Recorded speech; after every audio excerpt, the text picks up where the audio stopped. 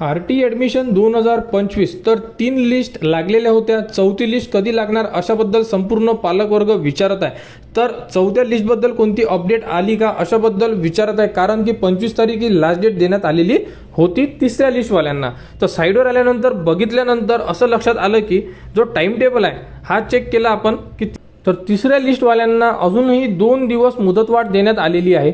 म्हणजे 27 तारखेपर्यंत ज्यांचे नंबर तिसऱ्या लिस्टमध्ये लागलेले होते ते विद्यार्थी प्रवेश घेऊ शकतात. आणि आता जी चौथी लिस्ट आहे ही 27 तारखेनंतर लागणार आहे.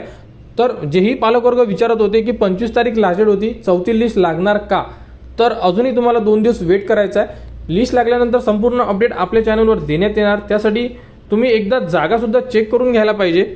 टोटल 5,000 जवळपास ॲडमिशन आज झालेले आहे. अजून 2 दिवस वाढलेले आहे, म्हणजे आपण टोटल 5,000 आकडा पकडू शकतो.